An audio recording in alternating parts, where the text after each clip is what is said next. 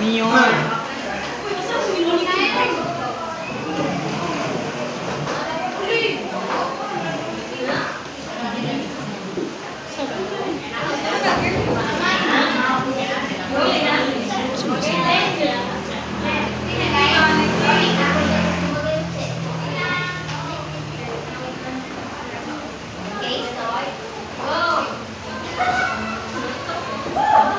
Good afternoon, class! Good afternoon, teachers! Wow, I really do love the energy of the section.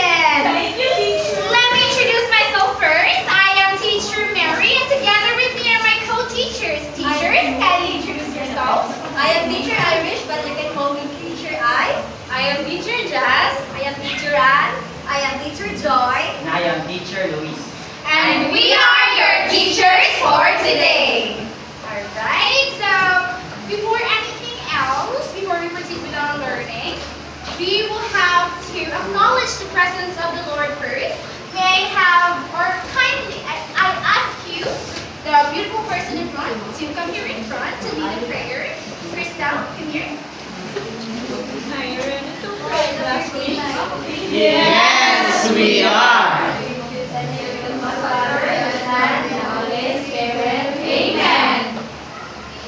Of God, my guardian dear, to whom shall love, promise me here.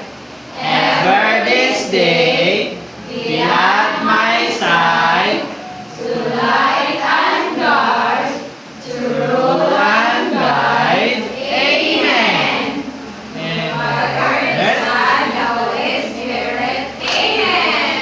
Good morning once again! Good afternoon! I'm just kidding. In order for you to really know if it's afternoon or morning. So what is it? Is it morning or afternoon? Afternoon. Wonderful! Good afternoon! Okay, before you settle down, you have to check the pieces of papers under your chairs. Pick it up, and then your chairs can be arranged properly. Okay, and you may settle down. Okay, so we will have our attendance, but in regards to the attendance, we will do it with a twist. So instead you say present, you have to say your favorite food. Okay? Think your favorite food, and we will start with Starry. Chisome. Fried chicken. Seidel. George Day. Rice. Crystal May. Fried chicken. Marielle. Umba. Irene. Sheila Marie. Joyce Hart. Adobo. Rochi. Gia Marie. Kimberly. Gian. Pansit. Wakanyaja. Itlog. Janice. Janeline. Crystal J. Debbie. Ariel. Tespi. Althea. Crystal May. Spaghetti. Junilyn. Julina. Marie Lelaine. Cici. Very cute. Glenmark. Chicken nuggets. Hazel Rose. Jonna Gray. Angel. Sherilyn. Kimberly. Keisha. Brilliant. Rina. Cyril. Jasper. Okay, I can really sense that you have a lot of favorite food, and you know the foods that we mentioned earlier. I really love those foods as well. So before we get started with our learnings, I want an organized classroom. I will introduce to you our classroom rules. I am very particular with this one in order for us to have a smooth classroom environment. So, let me put the classroom rules first. Alright. So, the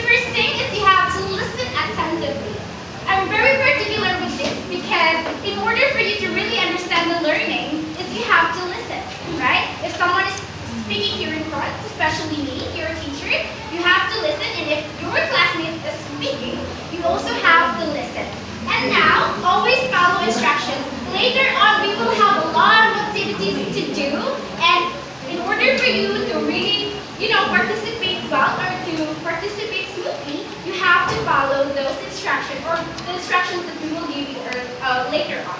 So engage respectfully. I want you to engage and to participate to our activities later on, but in respectful way. Okay? Because respect begins. Respect. Very good. So raise your hand before you speak. So we really know this kind of rule, right? Because whenever we say something or our thoughts, we will have to raise our hand so that our teacher will notice if you want to say something, right? So if you have thoughts in mind, don't hesitate to raise your hand because I will definitely, or your teachers will definitely call you to really try to speak, because we encourage you to speak, because I want you to know that this box has a lot of prizes. Who wants prizes? Me! Very good! Wonderful! So later on, I encourage you to really participate because we will have some prizes here. Sige. Alright, are you class ready to learn? Yes! Are you ready? Yes! Okay, but before we going to learn, I have something to share.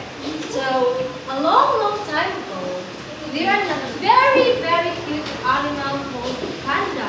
And panda really loves to play. Are you guys love to play? Yes! Right. So panda loves to play, but he's alone and he wants a companion. So, he sent me a gift, and it's a box. And this box contains a magic. So, I will let you hold this one, and and you will going to pick one object inside. Is it understood? Yes! Okay, so we start from here.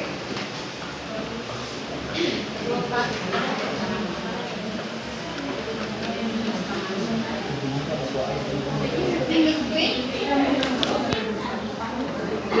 Later on, you will solve.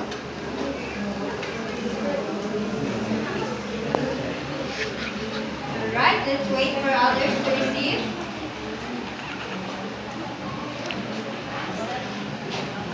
So you will keep it class.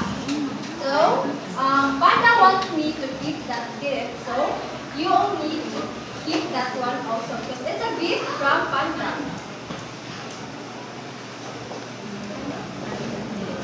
Okay, let's wait.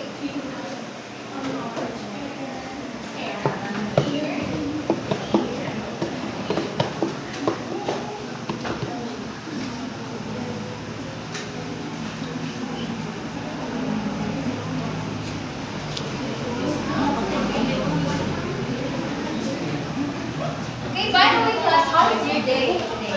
Great! Great! How are you feeling right now? Happy! Are you sleepy? No! Hungry? No! I play Roblox. Yes, George, how are you feeling today? Happy! Happy? Why are you happy? Play Roblox. Roblox. Good. What about Gian? What are you feeling today? Great! Why? Teacher! Later on, teacher have a game so that you will Teacher, Dad. energize and you will feel sleepy. Yes, teacher. Oh, you were hungry, but teacher.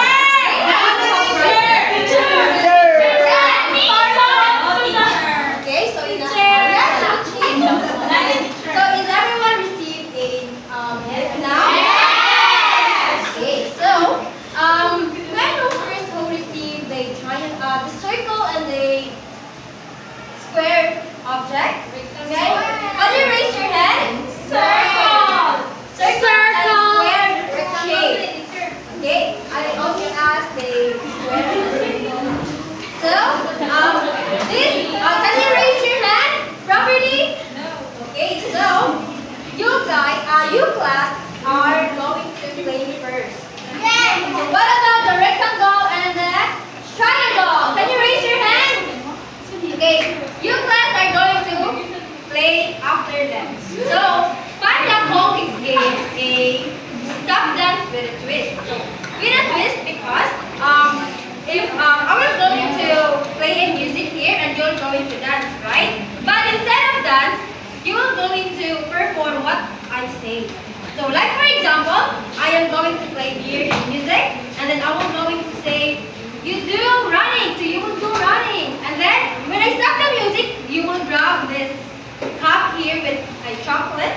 So you want chocolate? Yes! So, but you need to wait for my cue. So when I say pig, you know the first players will going to stand. When I say pa, you will gather here in the center. And when I say pig, this side here is for the circle group, and this one is for the square group. Is it understood? Yes! Okay, pig. Pa. Pig.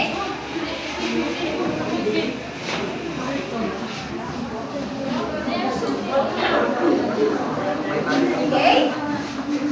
So I will going to play a music. And the first thing you were going to perform is you are going to clap your hands above your head. Did you know? Okay, very good. Okay, now can you move backward? Right. Okay. Are you now ready to play? Yes! I can hear you. Are you ready? Are you guys ready to play? Yes! Okay, so play the music. Do this. Next one. Wow.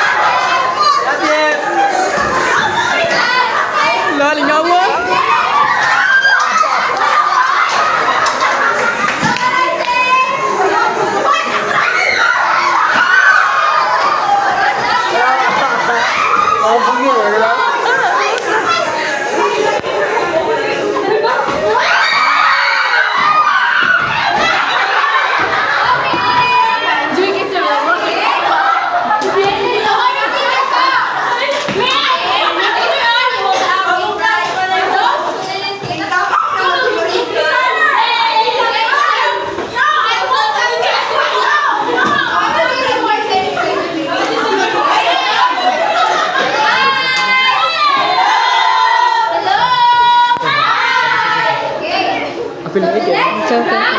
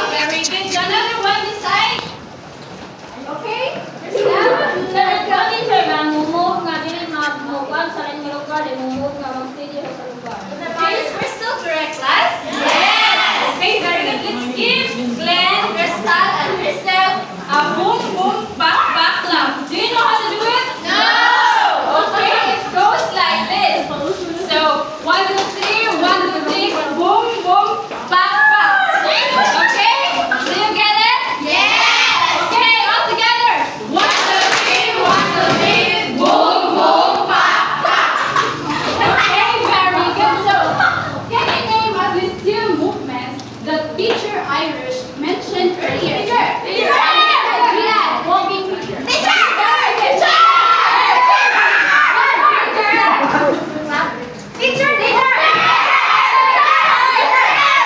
Stretching. Okay, very good.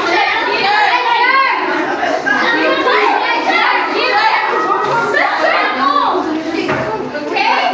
Let's give them a boom boom back back clap. Okay? One, two, three, boom boom back back. So, do you think that the movement performed by the player one differ from the movement performed by the player two? Yes. In what ways? Sir, ako okay? Okay,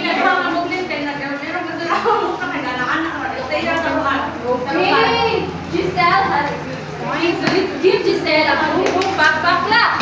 One, two, three, boom, boom, back, back.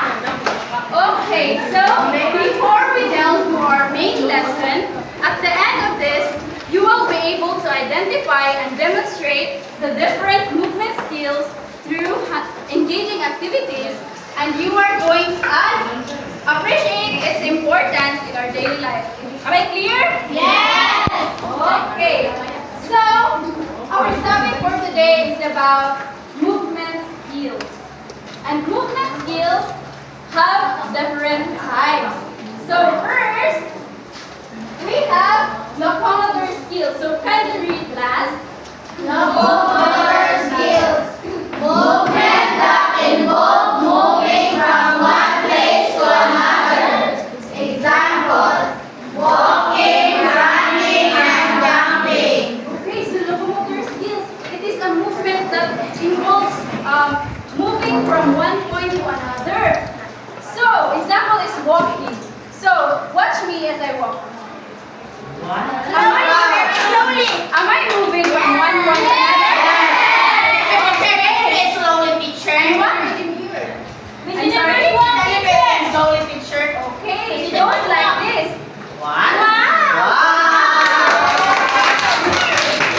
So, can you give me another example of locomotor skills? Teacher! Keep running. Can you demonstrate that first? How are we doing? Teacher! Why do you think that running is a locomotor skill? Okay, very good.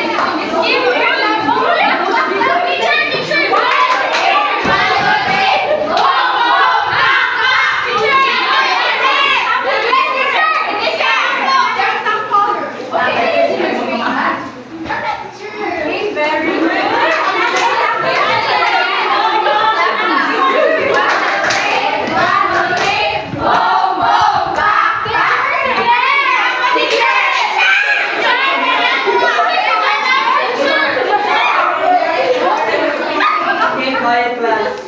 Okay, so I observed that some of you are having a tired and sleepy face. So I request everybody to please stand up.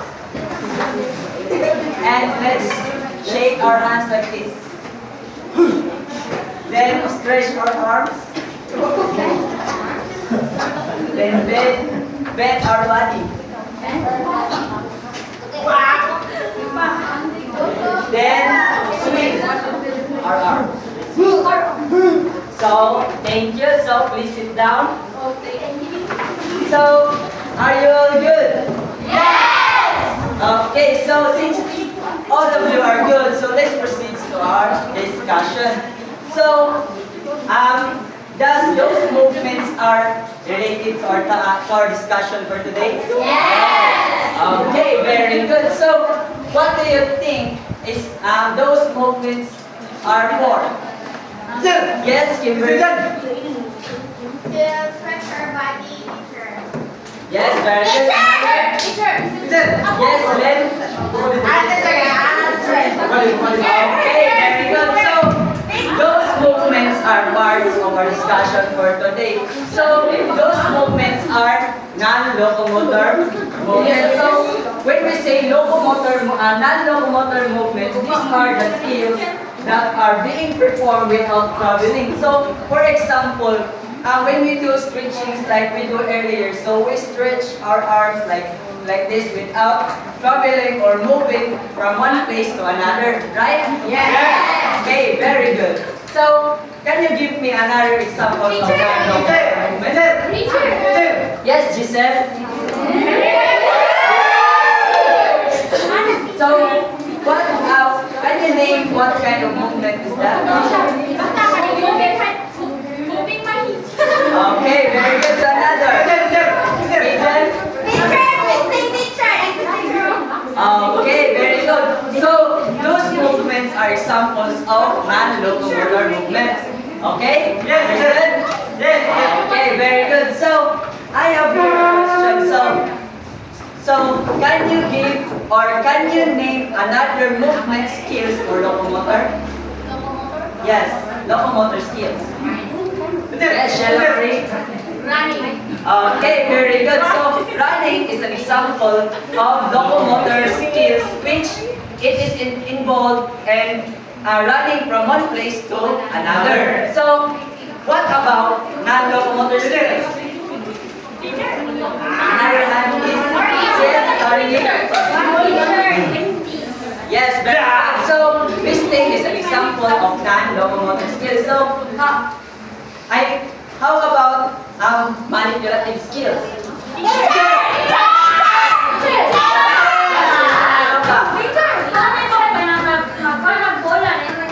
Okay, very good. So, for the information of everybody,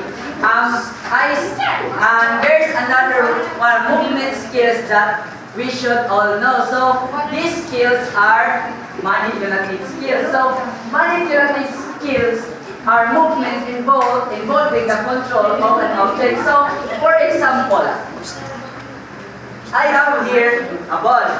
So, I will throw this ball to George, then George will catch this ball, okay? So, if I throw this to George, then George will catch it. It is an example of manipulative skills, which am I the one who throws the ball and George are the one who catch the balls, which is an example of manipulative skills. So, can you give me another examples of manipulative skills? Yes, Simon?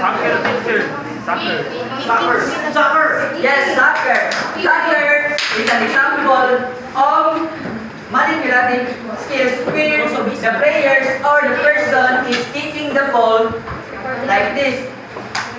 Okay, very good. So another hand please. Yes, Mariel. Basketball teacher.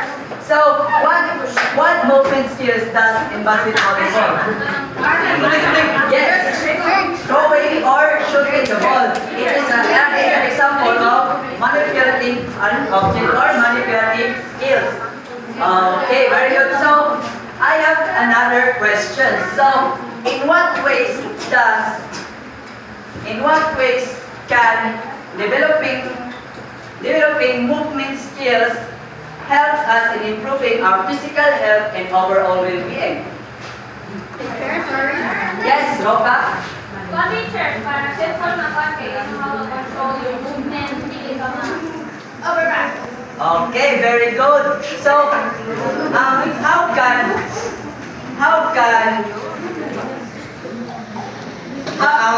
why it is important to learn and understand, why it is important to learn and practice the different types of movement skills such as locomotor skills, non-locomotor skills, and manipulative skills. Yes, Gian? Para ma-balance ka, teacher. Yes, very good. It is important to learn what are the and practice what are the different types of movement skills. So, how can manipulative skills help us in performing daily tasks and improving daily tasks in our life? Yes, Crystal?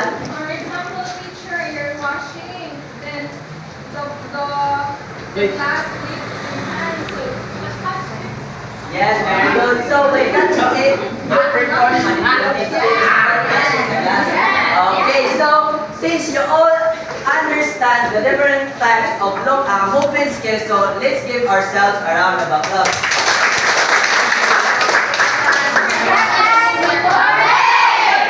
Wow, I love the energy. So, you want to play a game? Wow, we're so excited, class. So, as you can see, I have two blocks here and two balls. Why are you laughing? It's not all.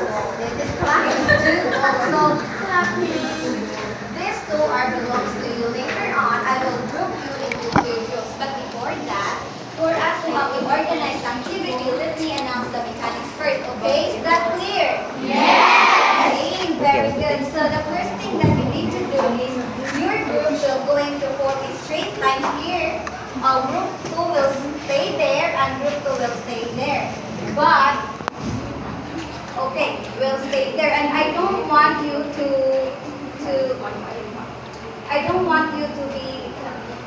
be noisy in class, okay? Because I want you to listen carefully for my instructions so that later on when we are having our activity, we will be organized, okay? Yes! Okay, so the first thing that we need to do is you need to bounce the ball from, for example, you need to bounce the ball into the floor and make sure you shoot the ball into the box, okay? And if you shoot the box, or if you miss to shoot the box, is you go in the back and let your teammates will continue to play the game. But do not worry, class, because you still have a chance to play again.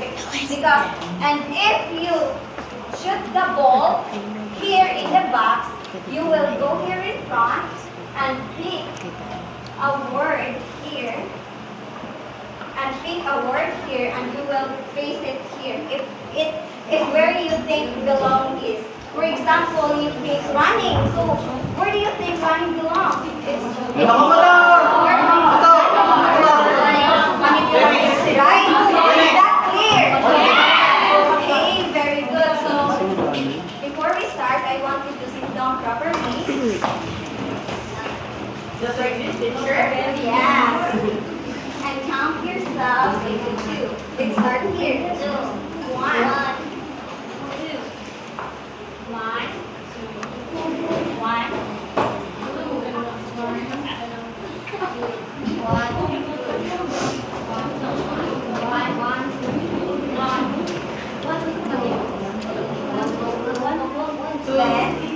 1, 2. 1,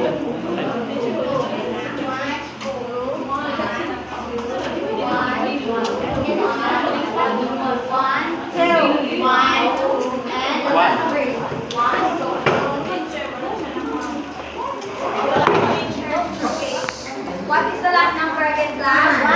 Sabrina, your number 2. Okay, so for you to gather in your group, I want you to listen. I want you to listen for my cue, okay? When I say 1, you stand up, and when I say 2, you go to your respective areas, and when I say 3, you form a straight line. Is that clear? Yes! Okay, very good. So 1, 2.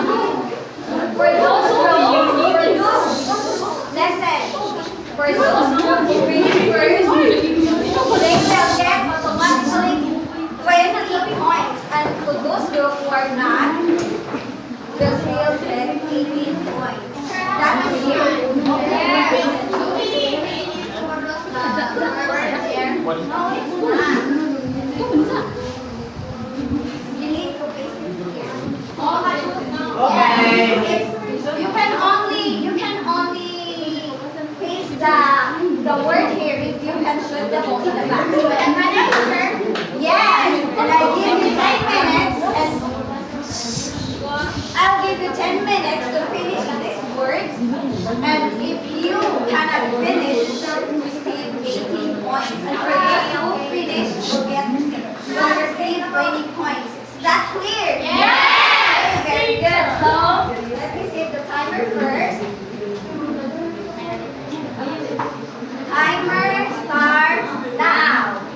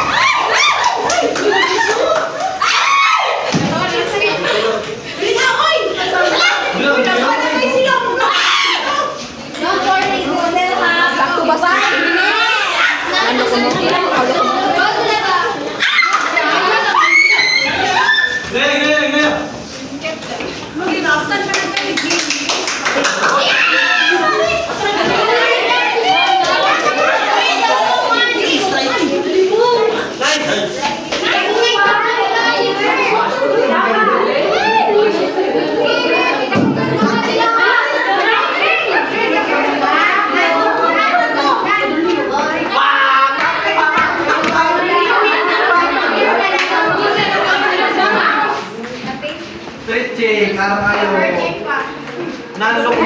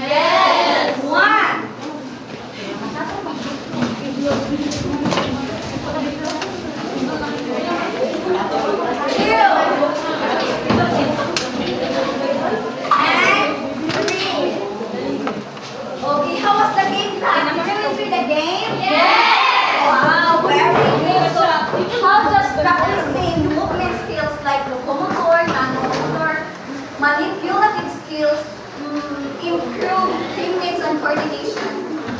How does the class? Side down. Why? Okay, so how does practicing movement skills like locomotor, non-locomotor, manipulative improve teammates and coordination? Okay, then. Help us teacher to balance and also to avoid any injuries. Okay, very good. So, why is it important? Why is it important to know that movement skills are very, very important in our daily lives? Okay, Crystal. For example, teacher, like you are athletic, so you don't need to you need to stretch first for your to your body so you call this stretching. Okay, very good. So, since you are in your group earlier, so what are the problems, or how did you encounter problems when you are in your group earlier? Yeah, very good. Okay. Yes, Teacher, making tukmod to each other. yeah, that's why we need to avoid, okay? Because if we push each other, we are going to be incident, right? Yes. Very good. So, yes, answer.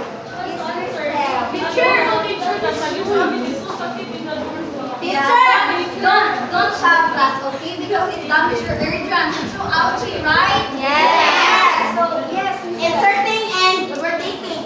Yes. Yeah, I saw you with your classmate earlier that pushing each other. Yeah, that's why I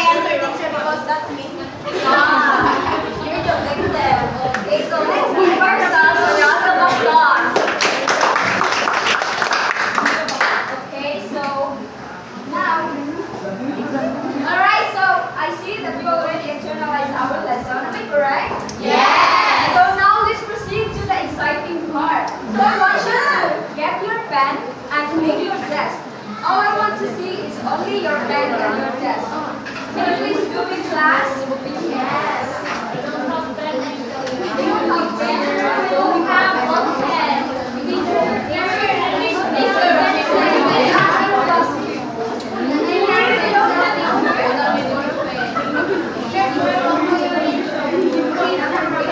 Okay, so we have all pens. Okay, so before you are going to answer the questionnaire, so I'm going to give the direction first. So for the test one, multiple choice, so we're going to encircle the correct answer, the letter of the correct answer. The second one, which is the true or false, you can write your answer in the space provided. Am I clear? Yes. Okay, so my good teachers will give you a questionnaire. And I will only give you 10 minutes to answer that paper.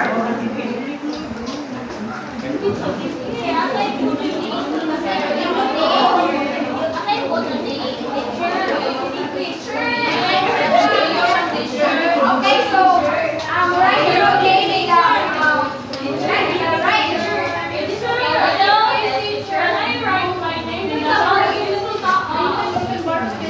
okay, you can write your name in the back of the paper. Yes.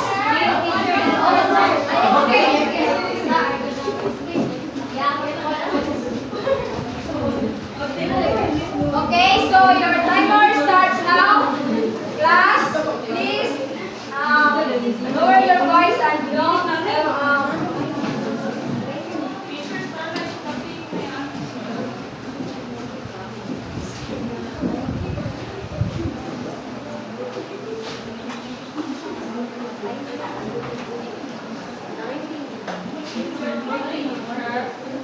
yes.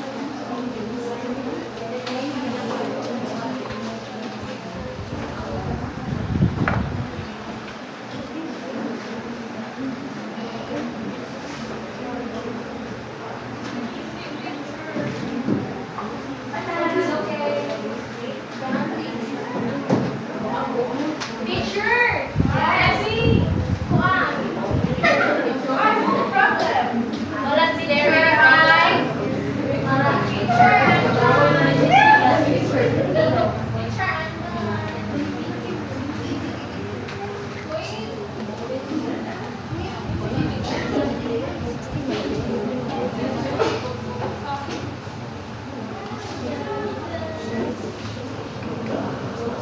Done, teacher. Okay, so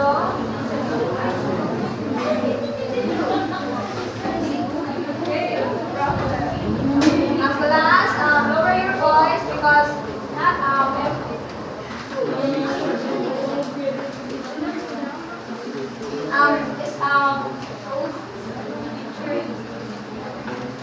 others are not yet done their answer. So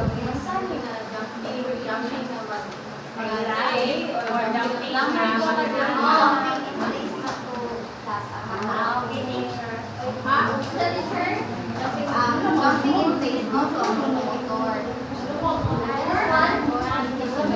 Jump.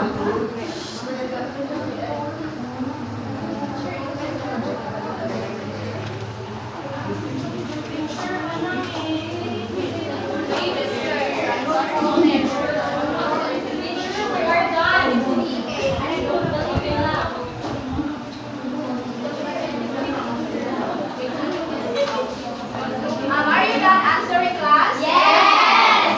Okay, so will you please pass the paper across?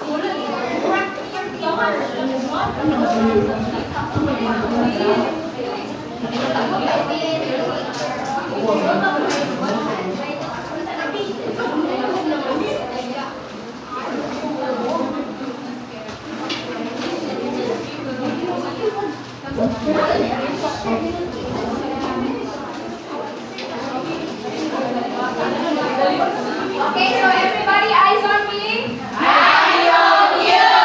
So, for your assignment, can you please read everyone? Create a short video demonstrating one locomotor skills, one non-locomotor skills, and one manipulative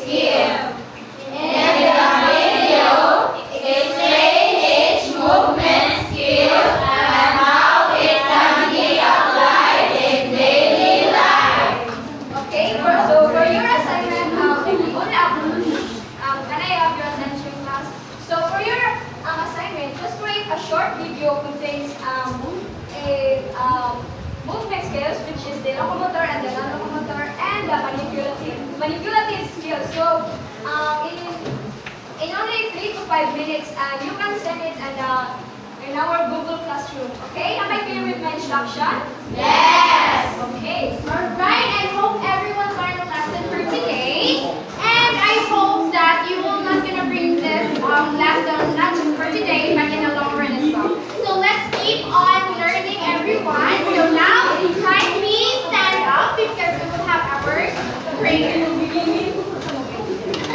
So, let us put ourselves in the holy presence of God as we say, in the name of the Father, and the Son, and the Holy Spirit. Amen. Glory be to the Father, and to the Son, and to the Holy Spirit. As it was in the beginning, is now, and ever shall be, world without end. Amen. In the name of the Father, and the Son, and the Holy Spirit.